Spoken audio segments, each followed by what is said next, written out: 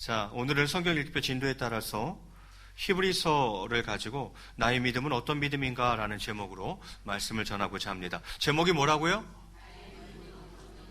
나의 믿음은 어떤 믿음인가.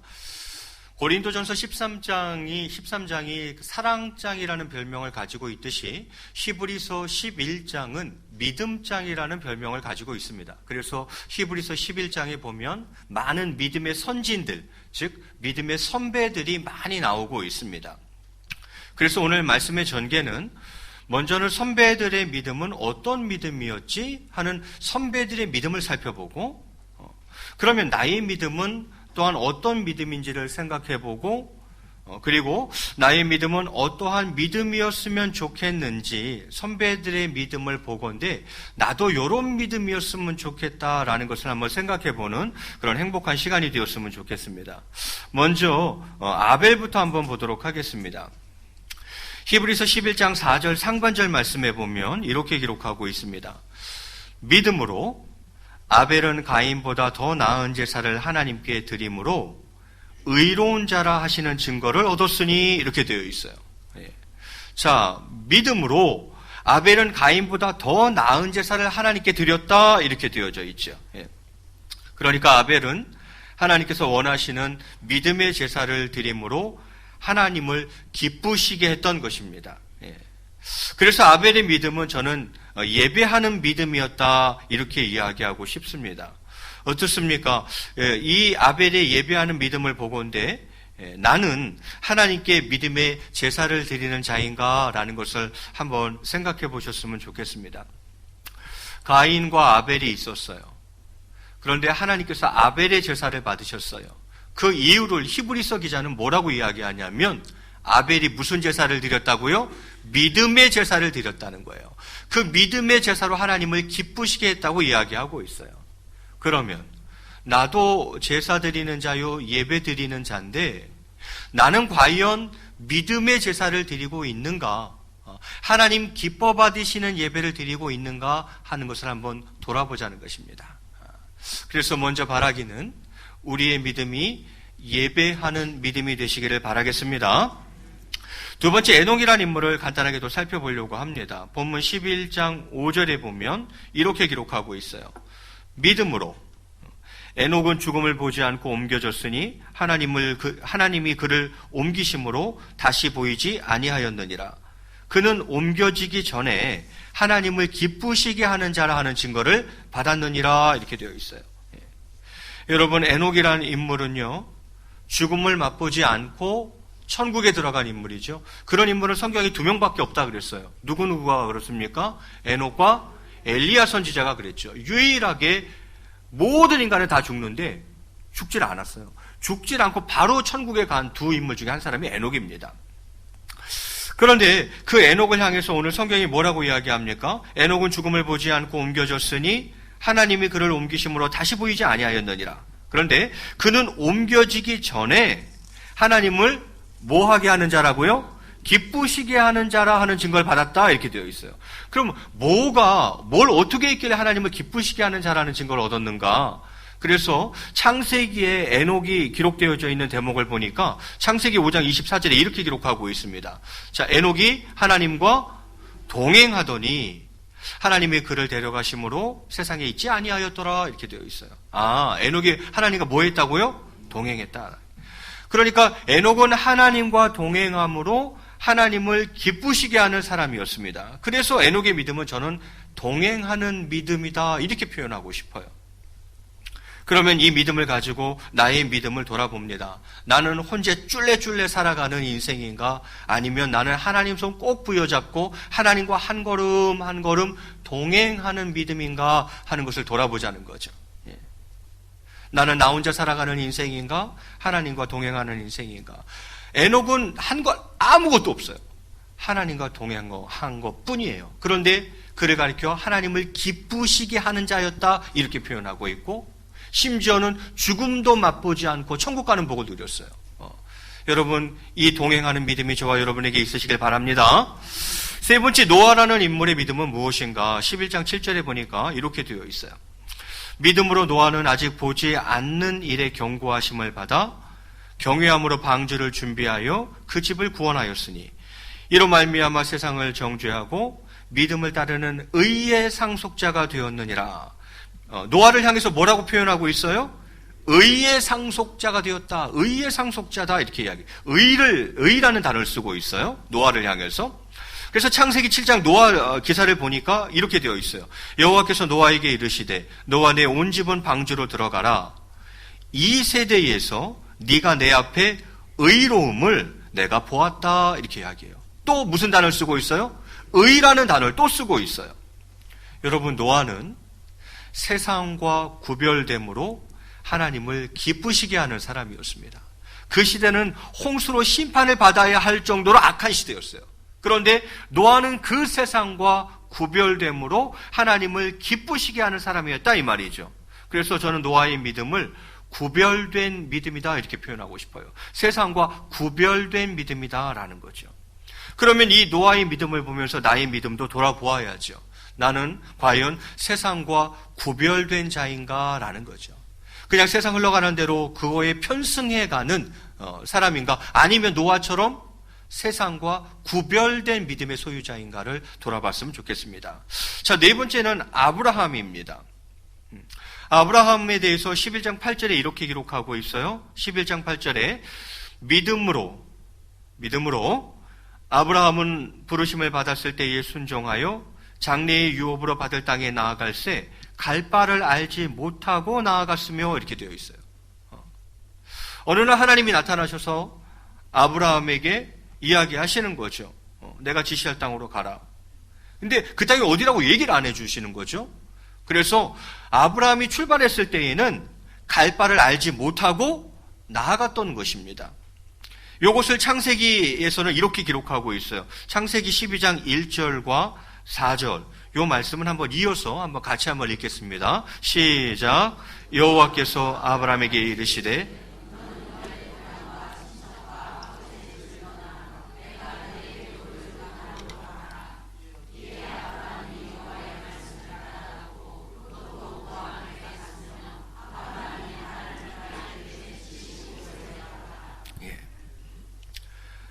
자, 하나님이 아브라함에게 얘기합니다. 너는 그렇게 정든 네 고향, 그 가까운 친척, 심지어는 아버지의 집을 떠나서 내가 네게 보여줄 땅으로 가라.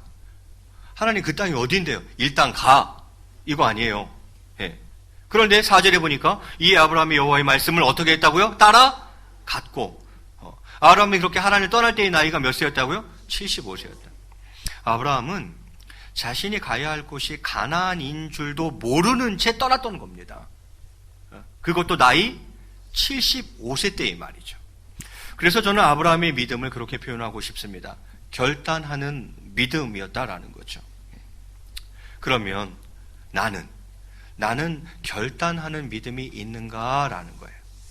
딱 결단하는 그 믿음이 나에게 있는가라는 것입니다. 사라를 한번 살펴보겠습니다. 사라가 누구죠? 아브라함의 아내죠. 창세기 17장 19절에 보면 이렇게 되어 있어요.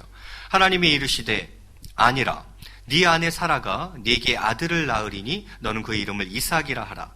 내가 그와 내 언약을 세우리니 그의 후손에게 영원한 언약이 되리라. 이렇게 이야기해요. 이때의 이 사라의 믿음을 히브리서 기자는 어떻게 평가하고 있냐면 히브리서 11장 11절에 보면 이렇게 시작합니다. 믿음으로 사라 자신도 나이가 많아 단산하였으나 잉태할 수 있는 힘을 얻었으니 이는 약속하신 일을 미쁘신 줄 알았음이라. 이렇게 되어 있어요. 약속하시니 하나님이죠. 미쁘다라는 것은 믿을만하다, 신뢰할 만하다 그런 거예요. 사라에게 믿음이 있었다는 거예요. 하나님을 믿고 그의 말씀을 신뢰했다는 것입니다. 물론 사라는 분명히 이미 단산한 자신, 이미 아이를 낳을 수 없어요. 단산된 거죠. 사라는 분명히 이미 단산한 자신이 아이를 낳게 된다는 사실에 대해 한때 의심했던 나약한 인간이었습니다. 왜냐하면 그 아이 낳겠다라고 이야기하신 그때의 사라의 나이가 89세였어요. 그래서 코웃음 쳤었죠. 그러나 그녀는 결국에는 하나님의 약속을 믿었고 그 약속의 성취를 누린 사람입니다.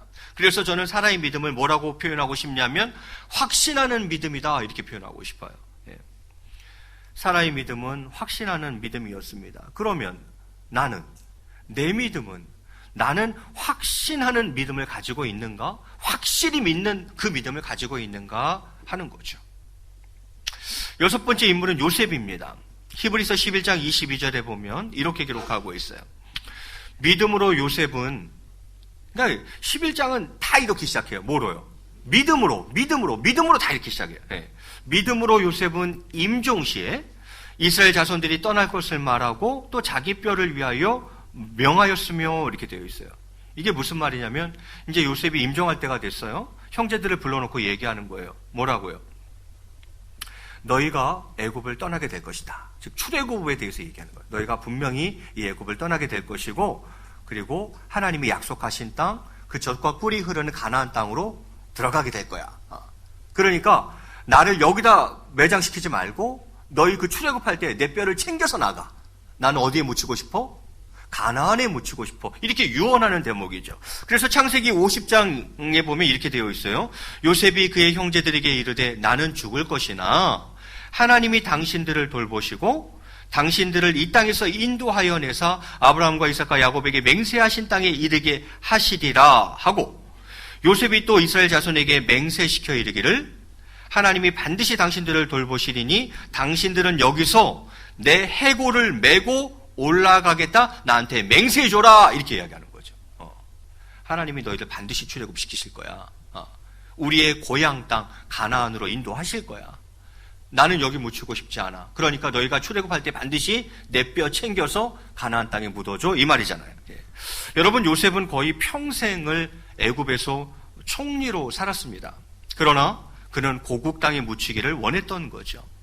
그래서 저는 요셉의 믿음을 어떻게 표현하고 싶냐면 소망하는 믿음이었다, 이렇게 표현하고 싶어요. 그는 가나안을 소망하며 살았어요. 애굽에서 총리로 살았지만 그는 늘 어디를 마음에 두고 살았어요? 가나안을 마음에 두고 살았어요. 그러면 나의 믿음은요? 나는 천국을 소망하는 믿음이 있는가? 이 땅을 딛고 살아가지만 하늘 소망을 가지고 살아가고 있는가? 나는 그런 믿음의 소유자인가를 돌아보자는 거죠. 일곱 번째, 모세를 한번 보겠습니다. 모세는 조금 길게 설명되어 있어요. 히브리서 11장 24절에 보면 이렇게 시작합니다. 믿음으로 모세는 장성하여 바로의 공주의 아들이라 칭함을 거절하고, 이렇게 되어 있어요. 여러분, 바로 공주의 아들의 자리는 어마어마한 자리잖아요. 그 당시 세계를 제패한 나라는 애굽이었으니까.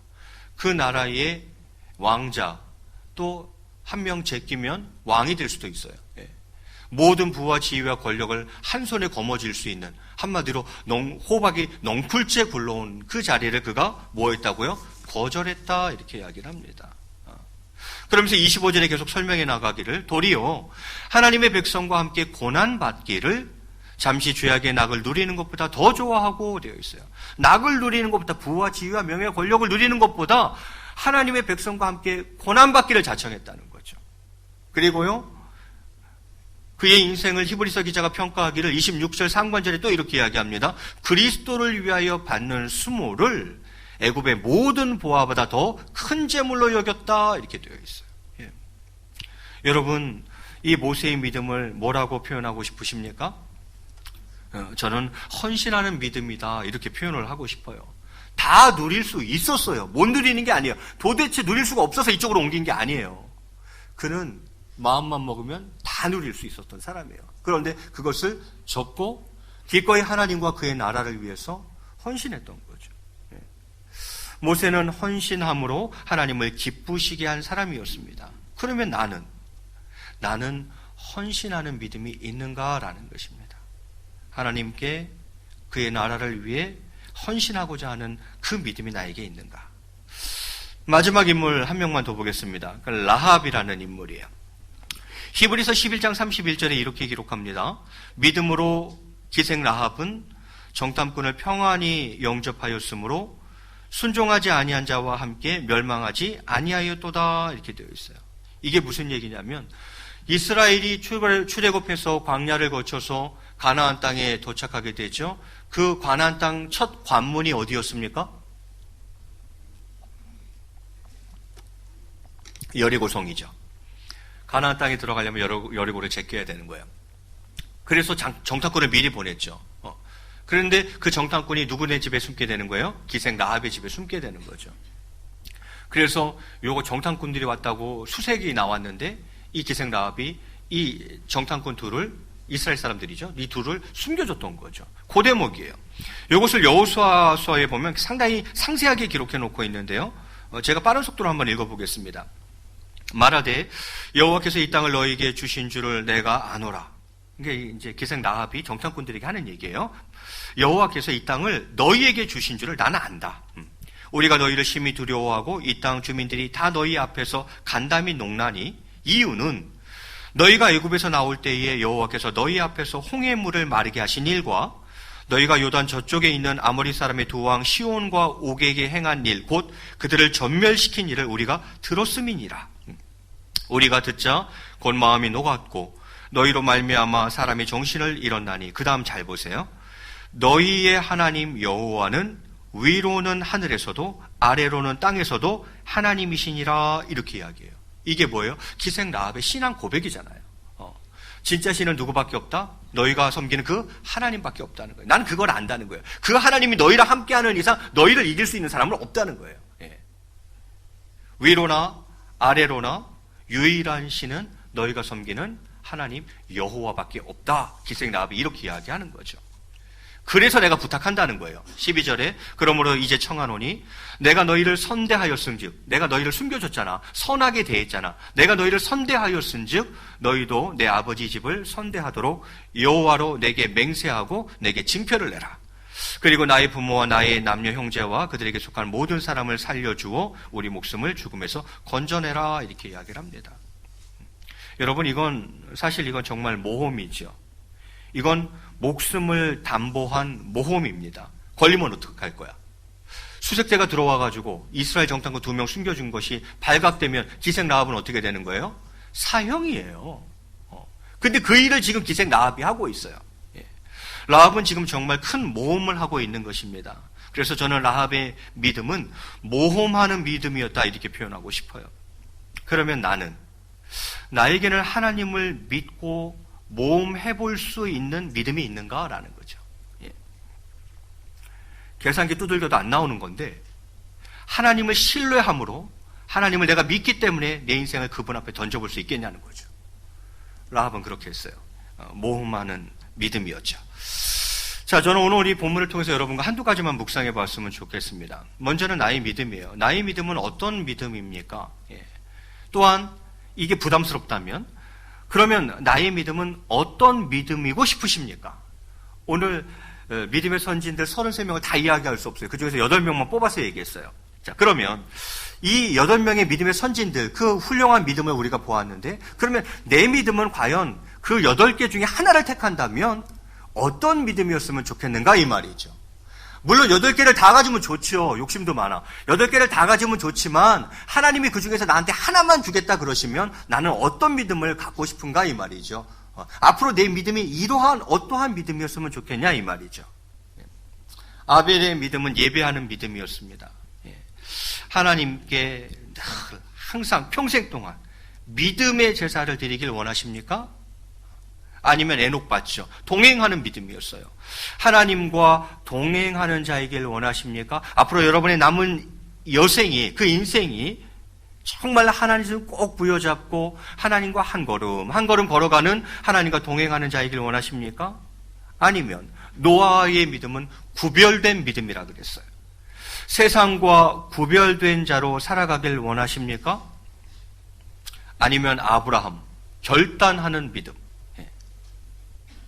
여러분에게 결단하는 믿음이 있기를 원하십니까? 75세라 해도 가라고 하는데 어디로 가라는지도 얘기도 안 해주고, 그럼에도 불구하고 결단할 수 있는 믿음이 나에게도 있기를 원하십니까?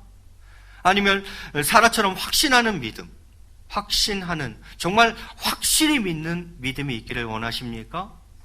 아니면 요셉처럼 소망하는 믿음, 하늘나라를 생각하고 하나님 나라를 소망하며 살아가는 그런 인생이길 원하십니까? 아니면 모세처럼 주님께 평생을 헌신하는 삶을 살기를 원하십니까? 아니면 라합처럼 모험하는 믿음이 있기를 원하십니까? 이 중에 하나 고르신다면 뭐 고르시겠어요?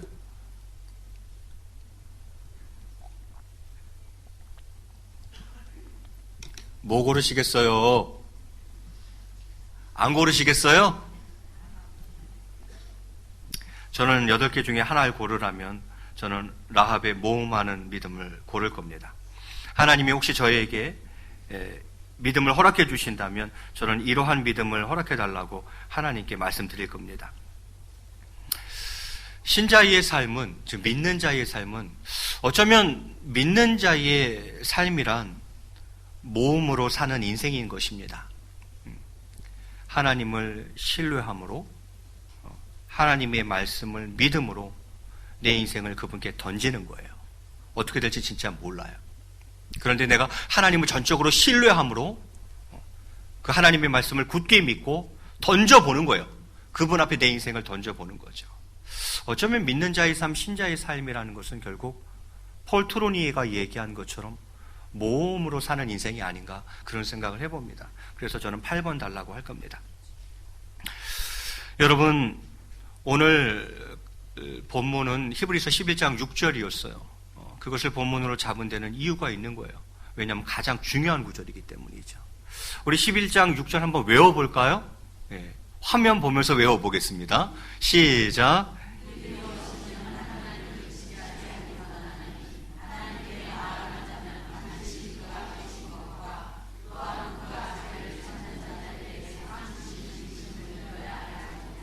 아멘.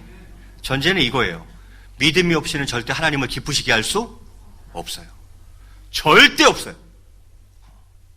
저와 여러분에게 믿음이라는 것이 없으면 하나님을 기쁘시게 할 수 있는 방법은 없어요.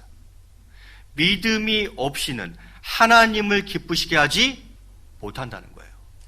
그 믿음을 6절에서 두 가지로 설명하네요. 첫 번째는 뭘 믿어야 된다고요? 그가 계신 것을 믿어야 돼요. 두 번째는요, 그가 상 주시는 분이심을 믿어야 합니다. 너무나 당연한 이야기지만 하나님을 믿는 자는 제일 먼저 하나님의 존재를 믿어야 합니다. 하나님의 존재를 믿어야 돼요. 우리는 하나님을 믿되 지금도 살아계시어서 역사하시는 하나님, 역사하시는 분이심을 믿어야 하는 것입니다. 어떤 사람이 너무 열심히 기도를 해서 제가 그랬어요. 뭐 한다고 그렇게 열심히 기도해? 그랬더니만 그 친구가 그러더라고요. 열심히 기도하면 하나님이 들어주시더라고요. 그러면서 그렇게 열심히 기도를 해요? 뭐예요? 하나님이 계시다는 거 아니에요. 하나님이 계시고 지금도 살아계시어서 내 삶 가운데 역사하시는 하나님이란 그 믿음이 그 친구에게 있는 거 아니에요. 그래서 그분께 기도하는 거 아니에요. 그리고 기도하면 들어주신다는 거 아니에요. 이 믿음이 없으면 절대 하나님을 기쁘시게 할 수 없습니다. 하나님 계셔. 살아계셔. 지금도 내 삶 가운데 역사하시는 실존하시는 하나님이야. 이 믿음이 하나님을 기쁘시게 한다는 거예요. 또 하나는 상 주시는 이심을 믿어야 할지니라 이렇게 되어 있죠. 이 상은 1차적으로는 영생이겠죠. 하나님을 믿는 자에게 주어지는 영생이 있습니다. 또한 하나님께서는 각 사람이 행한 대로 상을 주시는 분이심을 믿어 그렇게 살아야 한다는 것입니다. 사랑하는 성도 여러분, 우리는 오늘 이렇게 전개했어요.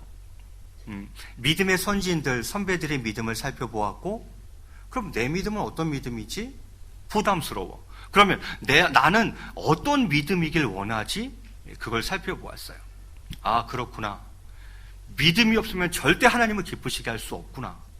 하나님이 살아계시다는 것을 확실히 믿고 그분이 상 주시는 분이심을 믿어야 하는 것이구나. 저와 여러분의 믿음의 사람이 되었으면 좋겠습니다.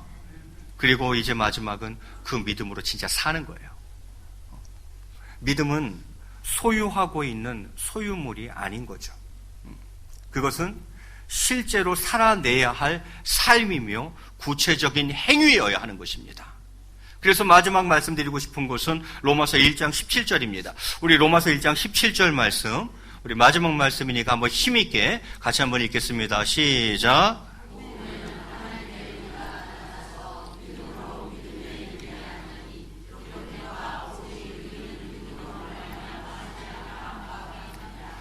자, 오직 의인은 무엇으로 산다고요? 믿음으로 말미암아 살리라, 이렇게 이야기를 합니다.